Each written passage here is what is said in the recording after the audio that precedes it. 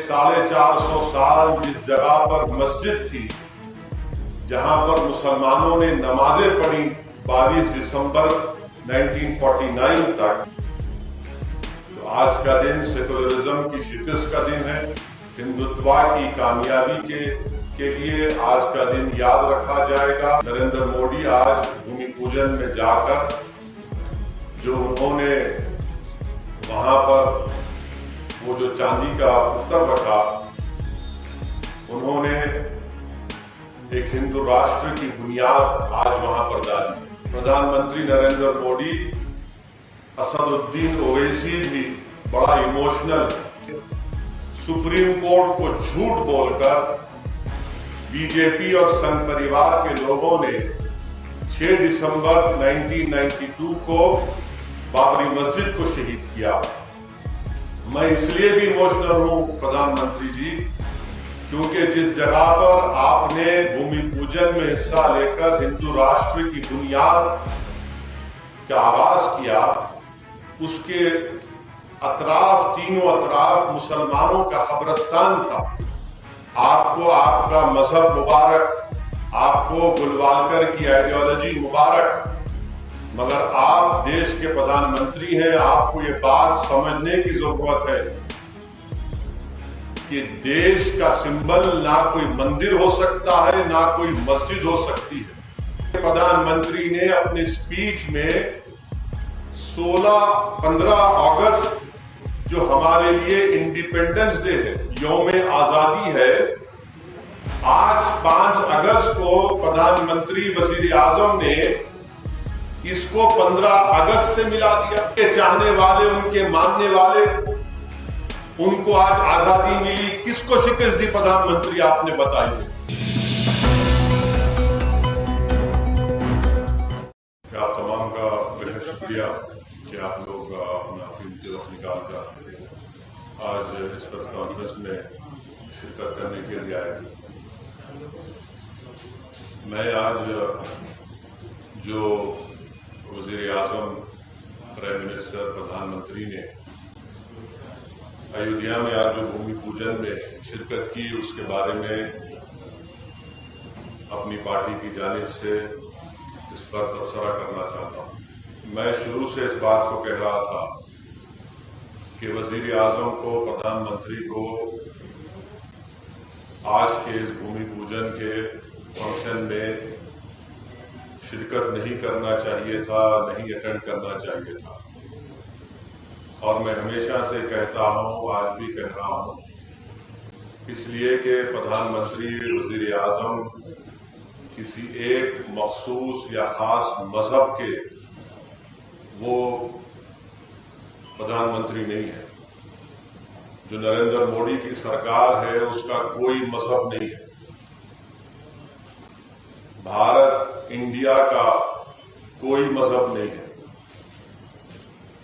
आज प्रधानमंत्री ने, नरेंद्र मोदी ने बहैसियते प्रधानमंत्री आज के भूमि पूजन में शिरकत करके उन्होंने जो ओथ लिया था, उन्होंने उसका वायलेशन किया है। उन्होंने संविधान का जो बेसिक स्ट्रक्चर है, सेकुलरिज्म, उसको वायलेट किया है। और तीसरी बात यह है कि प्रधानमंत्री का आज के उस फंक्शन में जाना, आज का दिन हिंदुत्व की कामयाबी का दिन है और सेकुलरिज्म की शिकस्त का दिन है। आज का दिन जो प्रधानमंत्री बहैसियते प्राइम मिनिस्टर वहां पर गए, उनके जाने की वजह से आज का दिन हिंदुत्व की कामयाबी का दिन है, सेकुलरिज्म की शिकस्त का दिन है। बहैसियते प्रधानमंत्री नरेंद्र मोदी आज भूमि पूजन में जाकर जो उन्होंने वहां पर वो जो चांदी का पत्थर रखा, उन्होंने एक हिंदू राष्ट्र की बुनियाद आज वहां पर डाली है। तो आज का दिन सेकुलरिज्म की शिकस्त का दिन है। आज का दिन जमहूरियत की शिकस्त का दिन है और आज का दिन याद रखा जाएगा। हिंदुत्व की कामयाबी के लिए आज का दिन याद रखा जाएगा। मेजॉरिटेरियनिज्म की कामयाबी के नाम से आज का दिन याद रखा जाएगा। और दूसरी बात यह है कि प्राइम मिनिस्टर ने अपने भाषण में ये कहा, अपनी तकरीर में, अपनी स्पीच में कहा कि देश बड़ा इमोशनल है। यकीनन प्रधानमंत्री नरेंद्र मोदी, असदुद्दीन ओवैसी भी बड़ा इमोशनल है। मैं इसलिए इमोशनल हूं क्योंकि मैं को एग्जिस्टेंस को मानता हूं। मैं इसलिए इमोशनल हूं क्योंकि मैं इक्वालिटी ऑफ सिटीजनशिप को मानता हूं। मैं इसलिए इमोशनल हूं कि 450 साल जिस जगह पर मस्जिद थी, जहां पर मुसलमानों ने नमाजें पढ़ी 22 दिसंबर 1949 तक, मैं इसलिए भी इमोशनल हूं कि आप ही की पार्टी के लोगों ने सुप्रीम कोर्ट को झूठ बोलकर, बीजेपी और संघ परिवार के लोगों ने 6 दिसंबर 1992 को बाबरी मस्जिद को शहीद किया। मैं इसलिए भी इमोशनल हूं प्रधानमंत्री जी क्योंकि जिस जगह पर आपने भूमि पूजन में हिस्सा लेकर हिंदू राष्ट्र की बुनियाद का आगाज किया, उसके अतराफ, तीनों अतराफ मुसलमानों का कब्रिस्तान था, जहां पर मुसलमान बुजुर्गों की खबरें भी थी। इसलिए भी हम इमोशनल हैं। चौथी बात यह है कि प्रधानमंत्री ने अपने भाषण में यह कहा कि जो मेरे को पीआईबी से उसकी स्पीच पूरी मिली कि ये आज का भूमि पूजन एक सिंबल ऑफ इंडिया है। प्रधानमंत्री जी, आपको आपका मजहब मुबारक, आपको गुलवालकर की आइडियोलॉजी मुबारक, मगर आप देश के प्रधानमंत्री हैं। आपको ये बात समझने की जरूरत है कि देश का सिंबल ना कोई मंदिर हो सकता है, ना कोई मस्जिद हो सकती है। देश का सिंबल ना मस्जिद हो सकती है, ना मंदिर हो सकती है, ना कोई रिलीजियस प्लेस इस देश का सिंबल नहीं हो सकता। वो सिंबल हो सकता है किसी एक मजहब के लिए, किसी एक कल्चर के लिए, मगर वो इंडिया का सिंबल नहीं हो सकता। और प्रधानमंत्री ने यह कहकर कि मंदिर इस देश का एक सिंबल है, उन्होंने अपने मजहब को, अपनी आइडियोलॉजी को पूरे कंट्री के ऊपर मुसल्लत किया। प्राइम मिनिस्टर ने आज ये अपनी स्पीच में ये बात कहकर मेजॉरिटेरियनिज्म को इंडोर्स किया। छठी बात यह है कि प्रधानमंत्री ने अपनी स्पीच में 15 अगस्त जो हमारे लिए इंडिपेंडेंस डे है, यौम आजादी है, आज 5 अगस्त को प्रधानमंत्री वजीर आजम ने इसको 15 अगस्त से मिला दिया। हम फिर से वजीर आजम को और देश को बताना चाह रहे हैं कि 15 अगस्त हमारे मुल्क के लिए एक आजादी का दिन है। हिंदू, मुसलमान, सिख, ईसाई, बौद्ध सब ने मिलकर इस मुल्क को अंग्रेजों की गुलामी से आजाद करवाया और उनको शिकस्त दी। क्या प्रधानमंत्री ये कहना चाह रहे हैं कि 15 अगस्त से मिलाकर कि उनके चाहने वाले, उनके मानने वाले, उनको आज आजादी मिली? किसको शिकस्त दी प्रधानमंत्री, आपने बताइए। 15 अगस्त को अगर हम लाल किले पर झंडा, तिरंगा लहराते हैं, बड़ी फख्र के साथ लहराते हैं, तो ये पैगाम देने के लिए कि हमने 200 साल के अंग्रेजों की गुलामी के बाद इस देश को आजाद किया। कैसे प्रधानमंत्री फ्रीडम फाइटर्स को उनकी कुर्बानियों की आज तौहीन की कि आज के दिन को उन्होंने 15 अगस्त से मिला दिया। और कैसे एक टेंपल का मूवमेंट एक मुल्क के बराबर हो सकता है? How can a temple movement be equated to a country? और आखिरी बात यह है, बल्कि लास्ट दो बात, कि आज के इस फंक्शन में मैंने कहा कि ये हिंदू राष्ट्र और हिंदुत्व की कामयाबी का दिन इसलिए भी है, आरएसएस के चीफ वहां पर क्या कर रहे थे और आरएसएस के चीफ का वहां पर मौजूद रहना और उनका तकरीर में यह कहना कि आज का दिन एक न्यू इंडिया बनाया जा रहा है। कौन सा न्यू इंडिया बनाने की बात कर रहे मोहन भागवत? कौन सा न्यू इंडिया बनाने की बात कर रहे? वो न्यू इंडिया बनाने की बात कर रहे जो हिंदू राष्ट्र होगा, जहां पर माइनॉरिटीज को, खास तौर से मुसलमानों को सेकंड क्लास सिटीजन बनाया जाएगा और मुसलमानों की जिंदगी और मौत का फैसला अक्सरियती तबके के गुडविल पर होगा। यह मोहन भागवत का पैगाम है।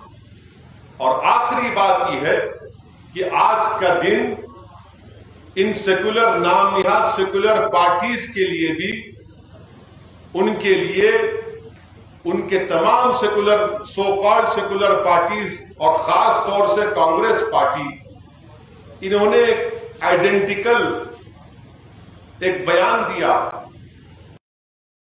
क्या दिया? कि ये आज का दिन एक सिंबल ऑफ ब्रदरहुड है, सिंबल ऑफ ब्रदरहुड है। मैं इन तमाम सेकुलर पार्टीज से, जो अपने आप को सेकुलर कहते हैं, और मैं तो कम्युनल मैं हूं, पूरे भारत में अगर कोई कम्युनल है तो हम ही है, इसका मैं इकरार भी करता हूं। मैं इन तमाम सेकुलर पार्टीज से, कांग्रेस पार्टी से पूछना चाहता हूं कि आज का दिन कैसे ब्रदरहुड का सिंबल होगा, बताइए। जबकि ये राम मंदिर का मूवमेंट, हजारों की तादाद में भारत के सिटीजन्स की मौत हुई कम्युनल राइट्स में, ये मूवमेंट एक मस्जिद को शहीद कर दिया गया मूवमेंट में, फिर वहां पर मेकशिफ्ट टेंपल बना दिया गया कि इसको ब्रदरहुड कहते हैं आप। और क्या गुडविल, ब्रदरहुड उसी वक्त पैदा होगा जब इंसाफ होगा। जब इंसाफ नहीं होगा तो गुडविल, ब्रदरहुड कहां पैदा होगा? और मुझे तो आप अनइक्वल बना दिए मुसलमानों को, तो अनइक्वल कैसा ब्रदर होगा आपका, बताइए। ये 7 अहम पॉइंट्स मुझे आप तक बताना था कि बहुत से लोग मुझे फोन करके मुख्तलिफ मुल्क के मुकामात से, जिसमें बहुत से मजहब के लोग हैं, खास तौर से दलित और मुसलमान हैं, जो आज भी इस मुल्क के सेकुलरिज्म पर यकीन रखते हैं, वो मुझको फोन करके कह रहे कि साहब हम बड़े मायूस हैं, हम बड़े अपने आप को अकेला महसूस करते हैं। मैं उन तमाम से कहना चाह रहा हूं कि आपको हरगिज मायूस होने की जरूरत नहीं है, आपको हरगिज अकेला महसूस होने की जरूरत नहीं है। ये हुकूमत है जिसके प्रधानमंत्री नरेंद्र मोदी हैं, वो सेकुलरिज्म को खत्म करके हिंदू राष्ट्र को कायम करना चाहते हैं, मगर हमको नाउम्मीद होने की जरूरत नहीं है। मुझे यकीन है कि आज भी हमारे मुल्क इंडिया में ऐसे करोड़ों हमारे हिंदू भाई हैं जो हिंदुत्व की आइडियोलॉजी को नहीं मानते और कभी नहीं मानेंगे। मुझे यकीन है कि हम और वो और दलित हमारे भाई जो कभी नहीं मानते हिंदुत्व की आइडियोलॉजी को, ये वक्त जमहूरी तरीके से हिंदू राष्ट्र के रास्ते को जो क़याम किया जा रहा है, उसको स्टैब्लिश किया जा रहा है, उसको डेमोक्रेटिक तरीके से रोकने की जरूरत है। मैं इंडिया के हमारे इंडियन मुस्लिम से भी कहना चाह रहा हूं कि हरगिज मायूस होने की जरूरत नहीं है। हस्बुनल्लाह व निअमल वकील, आपको हरगिज मायूस होने की जरूरत नहीं है। हमारा काम जिद्दोजहद करना है, हम जिद्दोजहद करते आए हैं। हमारे बुजुर्गों ने बाबरी मस्जिद को बचाने की कोशिश की हमारे सेकुलर हिंदू भाइयों के साथ, मगर तमाम सेकुलर पार्टीज ने हमको धोखा दिया।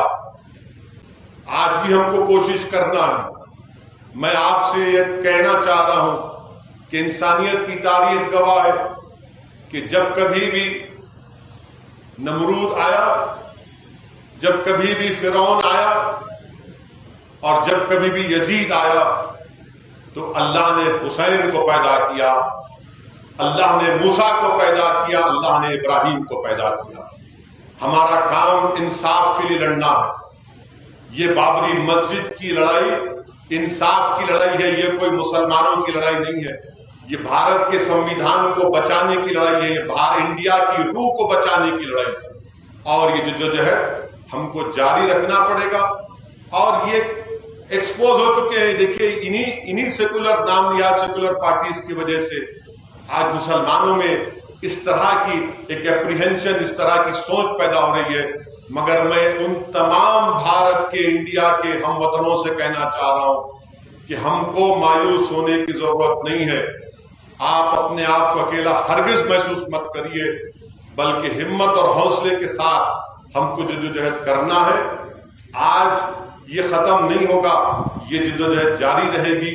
जैसा कि मैंने कहा कि बाबरी मस्जिद है और इंशाअल्लाह ताला सुबह क़यामत तक मस्जिद रहेगी। हाँ, नमरूद और फिरौन और यजीद वो लोग हैं जो इख्तिदार की कुर्सियों पर बैठकर ये समझते हैं कि वो खुदा हैं, जो इख्तिदार की कुर्सियों पर बैठकर ये समझते हैं कि वो जो बोले सच है और जो उनके खिलाफ बोले उसको दबा दो, उसको कुचल दो, उस पर जुल्म कर दो, उसके वजूद को मिटा दो। तो अगर कोई ये कर रहा है तो आप जानते हैं कि ये कुदरत हर चीज को बर्दाश्त कर सकती है, मगर कुदरत किसी के गुरूर और तकब्बुर को बर्दाश्त नहीं कर सकती। और अगर कोई ऐसा कर रहा है तो आप भी देखेंगे। इसीलिए मैंने मिसाल दी कि अगर फिरौन है तो मूसा है, अगर यजीद है तो हुसैन है, और हम हुसैन के चाहने वाले और मानने वाले हैं। इंशाअल्लाह ताला हमको यकीन है कि हम जमहूरी तरीके से इस मुल्क में कॉन्स्टिट्यूशन में जो हमको राइट्स दिए गए उसको हासिल करेंगे, उसके लिए कोशिश करेंगे। मगर मैं उन तमाम सेकुलर जहन रखने वाले तमाम लोगों से अपील कर रहा हूं, चाहे हिंदू हो, मुसलमान हो, दलित हो, आदिवासी हो, सिख हो, जरा आप इंट्रोस्पेक्शन कर लीजिए कि जिन पार्टियों को आपने वोट दिया था वो इस मुल्क को किस दहाने पर लाकर खड़ा कर दिए। देखिए सेकुलरिज्म के नाम पर किस किस ने आपको दगा, किस किस ने आपको 6 दिन के नाम पर मुल्क में बेरोजगारी हर नौजवान का मुकद्दर बना दिया। मेरी आपसे गुजारिश है कि आप इस पर सोचिए। यकीनन आप मुझसे नफरत करेंगे, करते रहिए, मुझे उसकी परवाह नहीं है, क्योंकि एक असदुद्दीन ओवैसी इस मुल्क के लिए एक जर्रे के बराबर भी नहीं है। मगर मुल्क बड़ा है, मुल्क किस राह पे जा रहा है आप देखिए।